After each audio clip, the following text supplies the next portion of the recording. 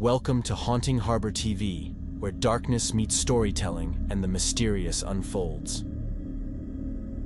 I'm your guide through the shadows, Hamad, and together we'll navigate the eerie waters of haunted tales and chilling narratives. Let's get started. As the clock struck midnight, a peculiar invitation arrived at Arthur's doorstep. A lavish, dark envelope sealed with an emblem of a crescent moon, promising a night of enchantment beneath the Moonlit Mask. Intrigued, Arthur donned his best suit and followed the cryptic directions leading him to an isolated mansion in the heart of the woods. The mansion's grand doors creaked open, revealing a grand ballroom adorned with flickering candles and eerie shadows. Mysterious figures clad in exquisite masks waltzed across the floor, their movements synchronized with an otherworldly grace. As Arthur mingled, he noticed the peculiar masks never revealed their wearers' identities, and the guests spoke in hushed whispers that sent shivers down his spine. In the garden, he stumbled upon a masked woman who seemed to be waiting for someone. Her mask, a delicate silver crescent, matched his own. Intrigued, Arthur approached her, but she simply nodded toward the moonlit sky. Suddenly, the guests froze, their masks turning towards the heavens. The moon grew brighter, casting an ethereal glow upon the ballroom. As the clock struck 3, the masks crumbled away, revealing no faces beneath. Arthur, horrified, found himself alone in a sea of abandoned masks. The woman he had approached earlier was gone, leaving only the haunting melody of a waltz echoing in the empty ballroom.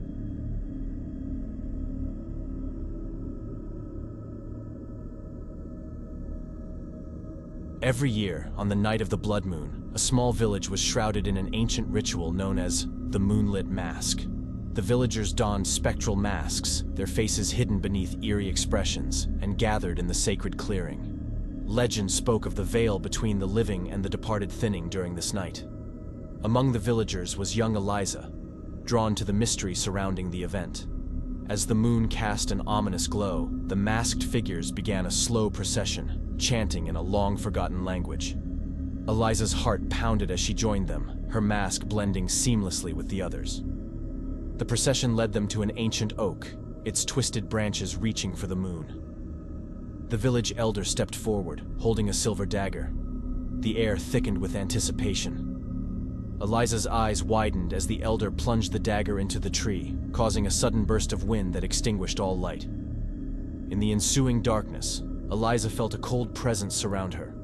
Whispers echoed through the void, and spectral hands brushed against her mask. She tried to scream, but her voice was drowned in the ethereal chorus. When the moon emerged again, the villagers found themselves alone, their masks now bearing the expressions of those long departed.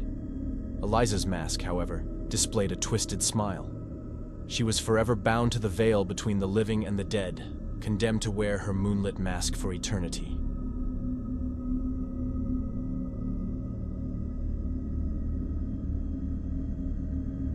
On the outskirts of a forgotten town, there stood an abandoned mansion, rumored to be cursed. One moonlit night, a group of friends decided to explore its decaying halls, eager for a thrill. As they entered, the air grew heavy and the grand ballroom echoed with haunting music.